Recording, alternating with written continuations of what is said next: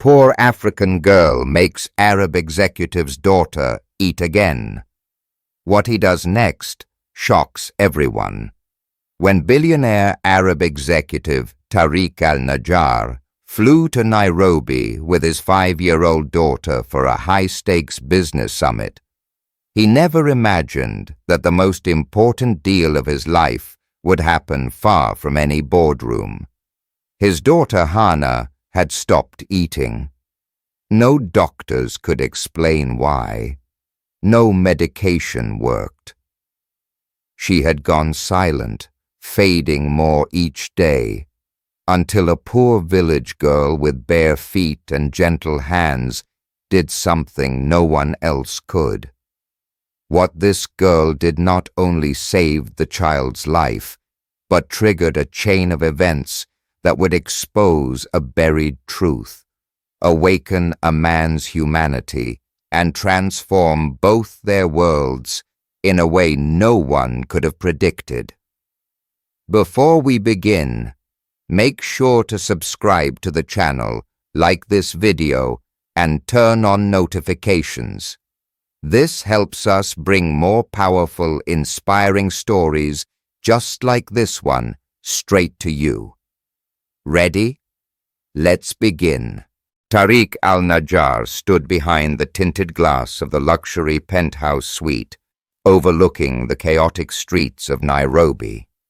Dressed in a tailored charcoal suit with subtle golden cufflinks, he didn't look like a man who was losing control, but inside he was unraveling. Behind him, in the quiet of the lavish living room, his daughter Hana sat curled up on the velvet sofa. Her long dark hair hung lifelessly around her small face, and her plate of untouched food sat cold on the table. 3 days since she had eaten. He had flown in the best pediatrician from Dubai, another from Zurich, but all left with the same answer: psychological trauma. No explanation, no solution. Tariq's fortune came from building empires out of steel and glass, but none of that could reach the quiet grief of a child who had stopped speaking after her mother's funeral. His late wife, Amal, had died in a car accident just 2 months prior. Since then, Hana had barely smiled. She would flinch at loud sounds. She would stare at walls. And now she refused to eat. She was slipping through his fingers. Desperate, he cancelled meetings. He stopped pretending he had control. He asked the hotel concierge if there was any place nearby where children could be among normal life. Something real, something grounded, anything. A human connection. The concierge, unsure how to respond to a billionaire's breakdown, hesitated, then suggested a small community daycare just outside the main district. Against every instinct and advice from his security team, Tariq put Hana in the back seat of his armored car and drove out toward the edge of the city, toward the slums. The moment they arrived, the contrast was brutal. Dusty alleys, walls patched with tin, children running barefoot, laughing, chasing dogs made of bones and hope.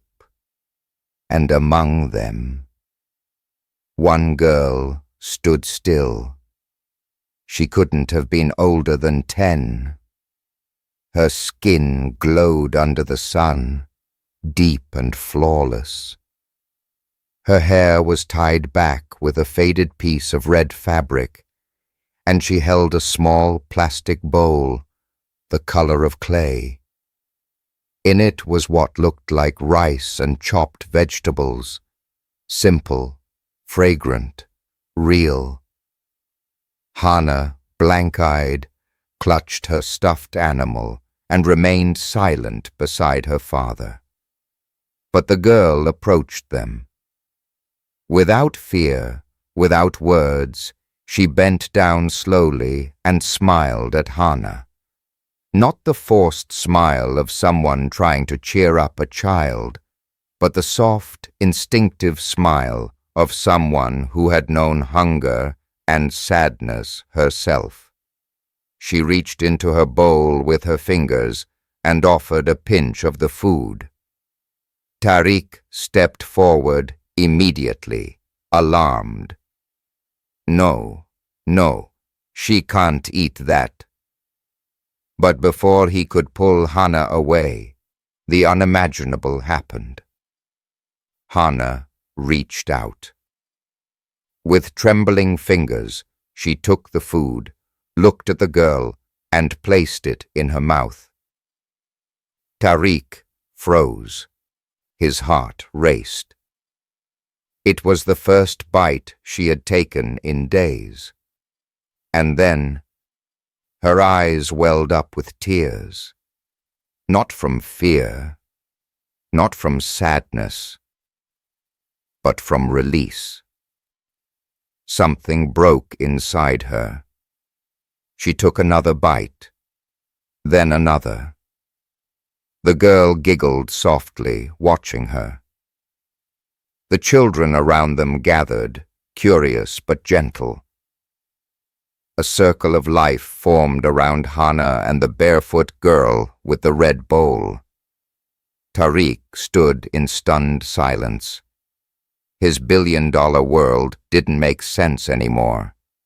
This moment wasn't something he could buy, or schedule, or fix with power. It was something he could only witness. Hannah looked up at him, chewing, her eyes wide open now. "Baba," she whispered. It was the first word she had said in weeks. He fell to his knees beside her. His hands trembled as he touched her cheek. "Thank God," he whispered. He turned to the girl. She was still smiling, holding the nearly empty bowl, like nothing extraordinary had happened. But something extraordinary had. And Tariq knew, deep in his soul, that he could never walk away from this moment. From her. He had no idea who she was, but she had just saved his daughter's life, and he was going to find out everything. Tariq couldn't sleep that night. He stood by the floor-to-ceiling window of the penthouse once more, looking down at the city that had become something entirely different to him now. It wasn't just Nairobi anymore. It was the place where his daughter had spoken again, had eaten, had returned to life. Not because of him, not because of doctors or wealth, but because of a barefoot girl with rice in a red plastic bowl. Who was she? He had asked around after they returned from the slum district. The driver didn't know. The hotel staff had no clue. There was no name, no school, no guardian. Only that smile, and the memory of a dusty alley filled with something warmer than any five-star service he'd ever received. And then there was Hannah. She had changed overnight. She woke up early. She asked for food. She giggled when he brushed her hair. And she spoke again. Small words, but words. For Tariq, it was like watching rain return after a lifetime of drought. She drew that girl in every sketch she made now, always barefoot, always smiling, always holding the red bowl. "I want to see her again," Hannah said quietly that afternoon. sitting cross-legged on the plush hotel rug. Tariq swallowed hard. He nodded. So do I. He cancelled the rest of the summit. When his assistant Layla protested, "You're skipping $1 billion deal with 2 ministers and a Saudi conglomerate for a child you don't know?" He simply replied, "My daughter ate because of her. I owe her more than any oil deal." With Hannah beside him, dressed in a simple white dress and clutching a sketchbook, Tariq returned to the slums. This time, he didn't bring security. He didn't wear his Rolex. He didn't arrive in an armored Land Cruiser. He wore a plain gray shirt, rolled up his sleeves, and walked with Hannah through the alleys, hoping someone, anyone, could tell him where to find the girl with the red bowl. But no one had answers. He showed sketches, described her in detail. "A girl with a red bowl?" they'd say. "There are many girls. Barefoot, about 10, wears a red hair ribbon, big smile." Some remembered her vaguely, but none knew her name. One woman, wrinkled and stirring beans over a fire, looked up and said, "There are children here who don't have names, sir, only faces." That hit him like a slap. Children without names, faces without futures. He had built towers in Dubai, cities in Qatar. He'd signed deals worth hundreds of millions. But here, he was helpless. He knelt beside Hannah on the edge of a dusty road, overwhelmed by something he didn't understand, a kind of ache that no luxury had ever prepared him to feel. "Maybe she's not real," Hannah said suddenly, doodling on her pad. He turned to her. "Why do you say that?" She shrugged. "Like an angel. Mama used to say angels visit when you're sad." Tariq felt his throat tighten. "She was real, baby.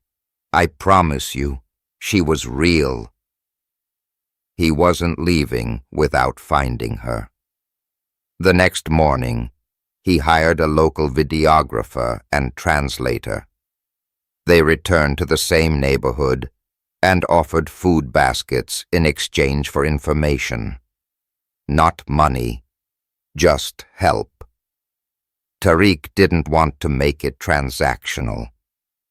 He wanted to understand her world, not buy it. And then, an old man with cloudy eyes approached him. He spoke slowly, pointing to a broken metal fence in the distance. "She lives past there, near the brick wall. Her name is Zuena." Zuena. The name echoed in Tariq's chest like a forgotten song.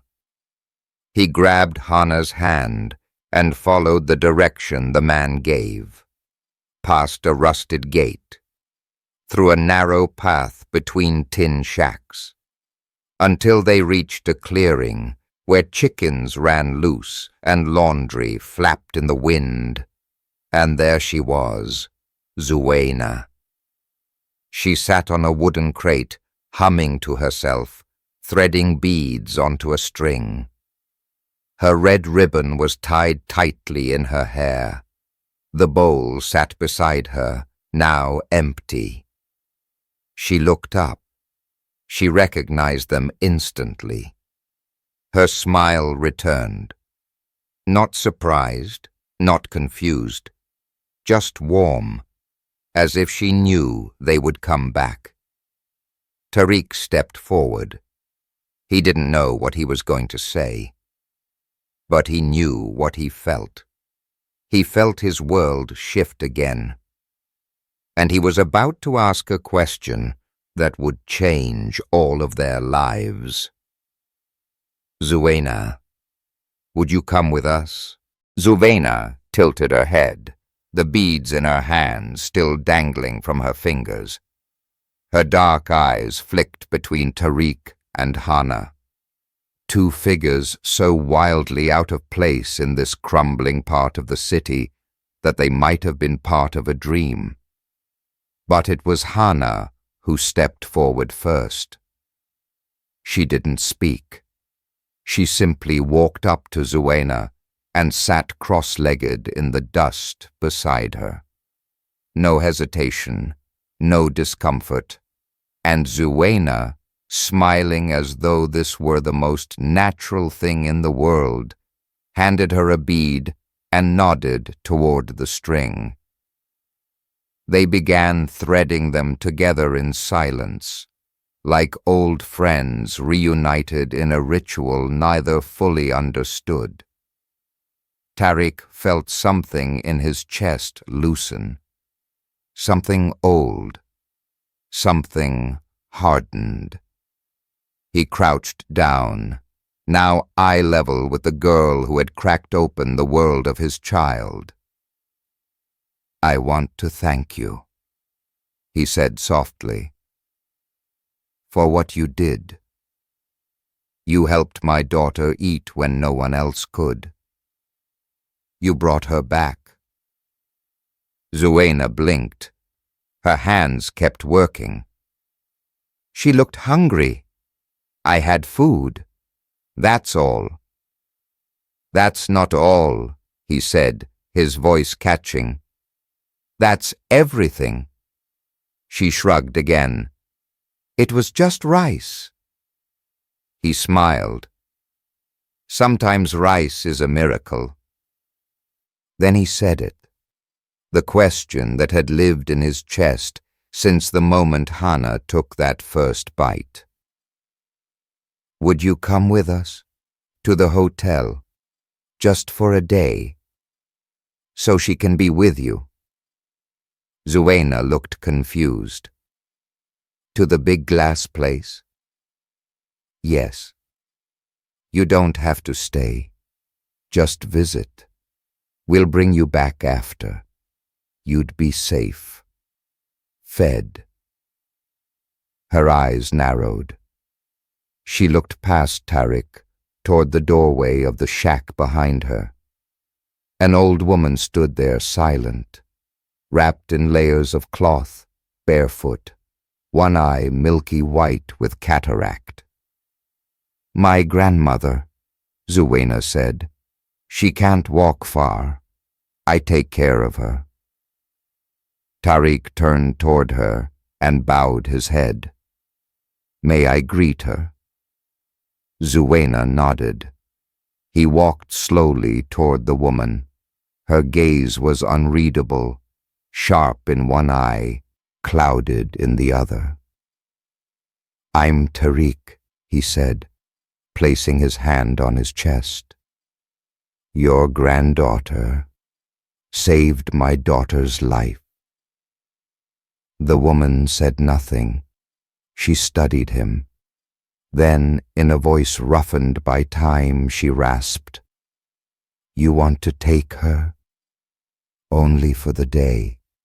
To play. To be thanked. She will return before sunset." The woman looked at Zuena, who stood by now, dusting her skirt, still barefoot. She nodded once. "She may go, but no promises.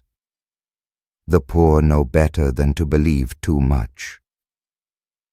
Tariq felt shame bloom in his chest, but he nodded, humbled. Zuena grabbed her little red bowl, as if it were her talisman, and walked over to Hana. She reached out her hand. Hana took it immediately. In that moment, Nothing in Tariq's entire empire. Not the oil fields, the skyscrapers, the private jets, compared to the sight of those two little hands clasped together. They drove back to the hotel with the windows open. No armored cars, no tinted glass, just wind and sunlight and laughter. Zuena gasped when she saw the lobby, the marble floors, the chandeliers, the doorman who bowed to her. She whispered to Hannah, "It looks like a palace." Hannah grinned. "It's boring without you." They spent the afternoon painting in the children's room of the hotel suite. The staff brought fruits, sweets, even tiny finger sandwiches. Zuena asked for rice. Always rice. When the sun dipped low and the city turned gold, Zuena stood near the window, watching. Tariq walked up beside her. "You can come back tomorrow, if you want." She nodded. "Okay." He hesitated, then asked, "Do you go to school?" She shook her head. "I used to, but someone had to stay with my grandmother." He nodded, lips pressed tight, and in that moment, something shifted inside him. Not the businessman, not the executive, but the man, the father. He didn't know what he was going to do yet, but he knew it wasn't going to end with just a thank you. Zuena had given his daughter life, and now, maybe it was his turn to give Zuena hers. The next morning, Tariq was already waiting by the hotel doors before the sun had fully risen. He wore no tie, no blazer, just a light shirt and dark slacks. He checked his watch once, then again. He hadn't realized how nervous he'd feel. It reminded him of waiting for a boardroom full of investors. Only this time, it wasn't money on the line. It was something far more fragile. At exactly 8:03 a.m., the hotel car pulled in through the gates, and there she was. Zuena stepped out slowly, holding the same red plastic bowl, though now it had been carefully washed. She had tied her hair again with the faded red ribbon, and her bare feet touched the cool stone of the entrance without hesitation. She was alone. Tariq approached her gently. "No grandmother today?" "She said I could come," Zuena replied, her eyes scanning the hotel entrance. "She said if someone gives you kindness, you give it back with your best smile." He smiled. "She's wise." "Very old," Zuena corrected. "But yes." Inside the suite, Hannah squealed with joy the moment she saw her. She ran across the plush carpet barefoot, as if matching her friend on purpose. Within minutes, they were back to painting, giggling, speaking their own quiet language. Tariq watched them from the dining table, something stirring deep in his chest. He hadn't planned to do this today, but maybe there was never a right moment. Maybe moments like this, you just had to take. He called Layla, his assistant, and asked her to cancel his meetings for the week.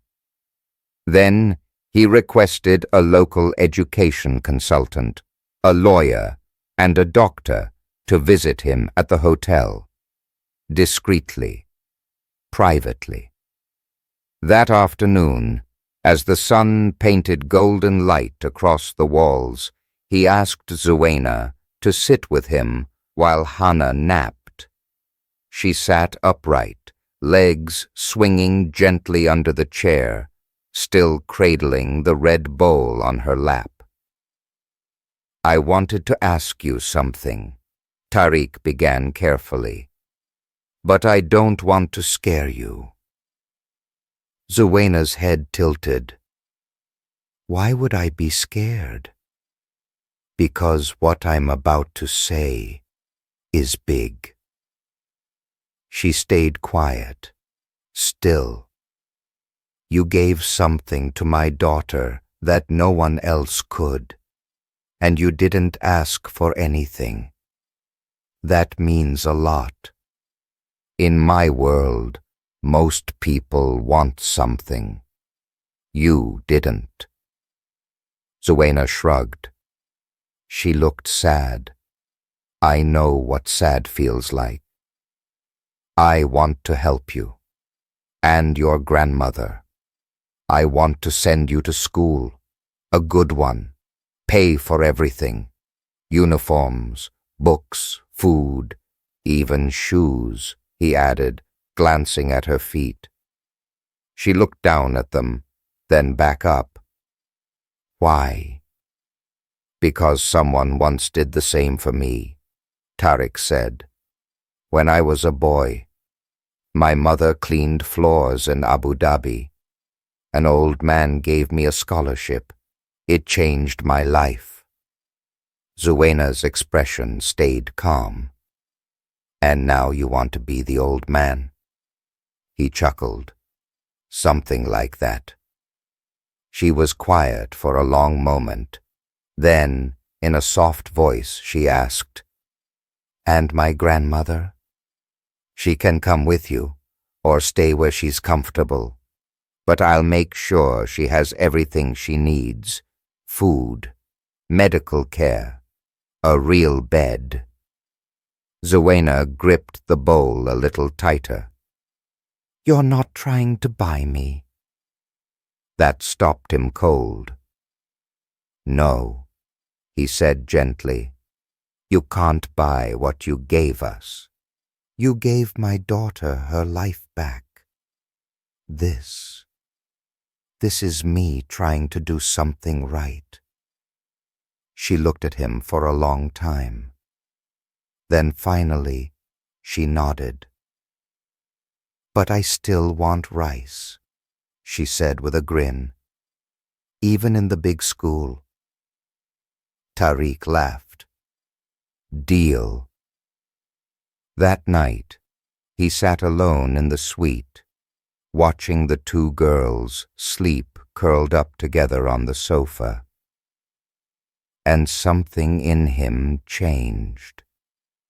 He didn't think about deadlines or contracts or mergers. He thought about choices and how one small act, one pinch of rice, could rewrite a future. Tomorrow, he'd make everything official. But for now, he let the quiet fill the room. And he whispered into the silence, "Thank you, Zuena." Not because he had saved her, but because somehow she had saved him too. The next morning, Nairobi's skyline shimmered in the heat, but inside the embassy, the air was sterile and cold. Tariq sat in a high-backed leather chair across from a desk cluttered with documents, stamps, and coffee cups. He had been in countless offices like this, where decisions were made in silence and lives changed with a signature. But this time, it wasn't a merger or billion-dollar investment. It was Zuena. The ambassador's assistant, a soft-spoken woman named Miriam, flipped through Zuena's sparse papers and shook her head gently. "There's very little here. No official birth certificate, no medical records. Her grandmother is listed on nothing. She may not even legally exist. Tariq exhaled, frustrated. She exists. I've seen her. I've spoken to her. She saved my daughter's life. That has to count for something. Miriam nodded sympathetically. Emotionally, yes. Bureaucratically, no. His phone vibrated. A message from Layla. Doctor confirmed Zuena is malnourished, but otherwise healthy. Hana keeps asking when she can stay forever. Tariq closed his eyes for a second. Hana hadn't said the word forever since her mother died. He turned to Miriam. What if I start the paperwork now? Adoption, sponsorship, guardianship, whatever you call it.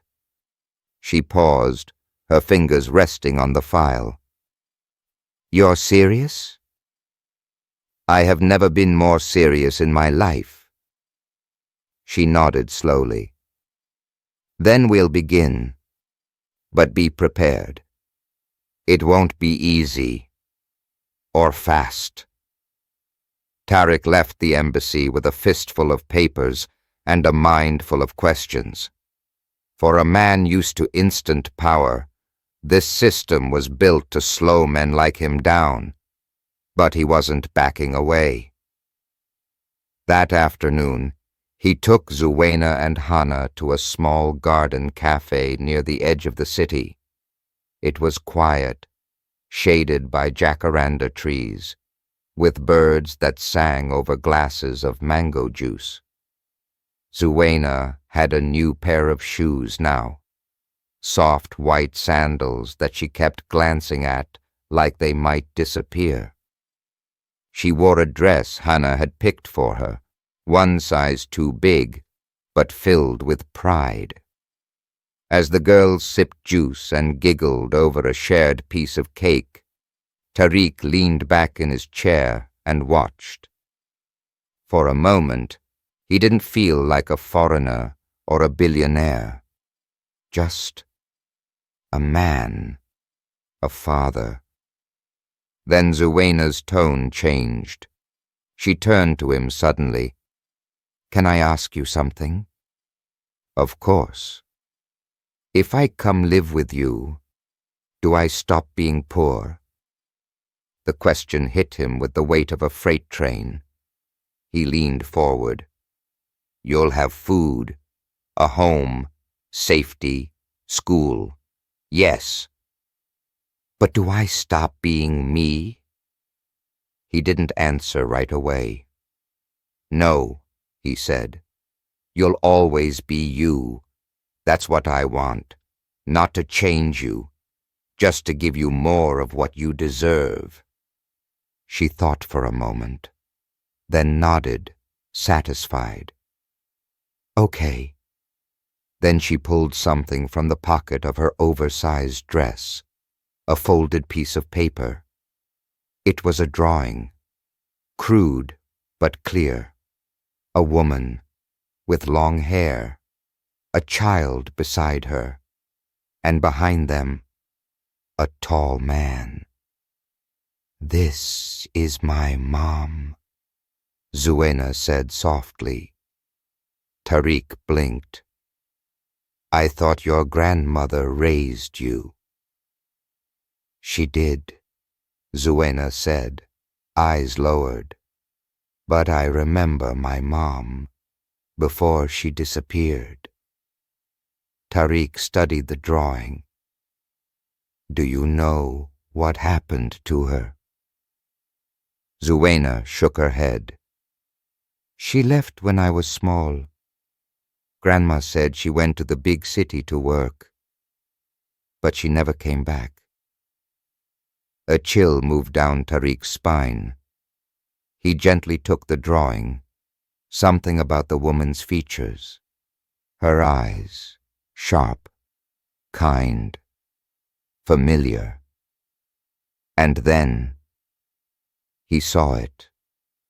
A pendant around her neck, the same shape as the one Zuena wore, hanging from a string, the one she never took off. "Zuena," he asked quietly, "do you know where your mother worked?" "No," she said, "but Grandma once said she worked for a rich family, a foreign one." Tariq sat back, heart pounding. He had heard stories like this before. Lost workers, forgotten contracts, abandoned lives in service of luxury. It was not uncommon in his world, not uncommon at all. And suddenly, he wasn't so sure this was just an act of charity anymore. What if their connection ran deeper than either of them knew? What if this girl wasn't just a stranger? What if she was the key to something his past had buried? Tariq couldn't let it go. That night, after Zuena had fallen asleep beside Hannah, he called Layla and gave her a name. Amina Dabo. It was scribbled on the back of Zuena's drawing, barely legible, but it was all they had. Within 24 hours, his legal team found something shocking. Amina Dabo had once worked as a housekeeper for one of Tariq's business partners. 15 years ago. There had been rumors she disappeared suddenly, leaving behind a child. A child no one looked for. Tariq stared at the confirmation email, jaw clenched. He'd known the partner, a cruel man, the kind of rich who hid sins behind walls. He never imagined his life would intersect again through the eyes of a child.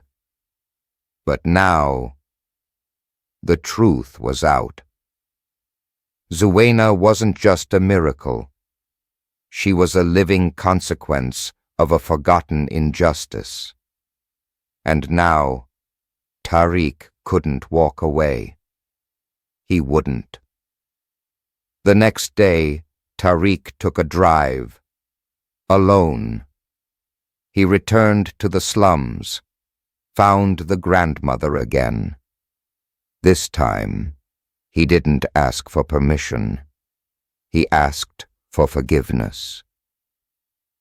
"I failed someone long ago," he said quietly, "and I believe Zuena is the gift I don't deserve, but one I promise to protect." The old woman didn't speak for a long time. Then she nodded, eyes soft. "She's always been meant for more." Tariq returned to the hotel, knelt before the two girls, and looked Zuena in the eyes. "I don't want to just help you," he said. "I want to be your father." Zuena blinked, then smiled softly. "I already thought you were." The adoption moved faster than anyone expected. With pressure from Tariq's foundation, lawyers, and the quiet blessing of the embassy, the paperwork was approved within weeks. Zuena became Zuena al-Najjar. She wore her new name like the ribbon in her hair. Simple, proud, radiant.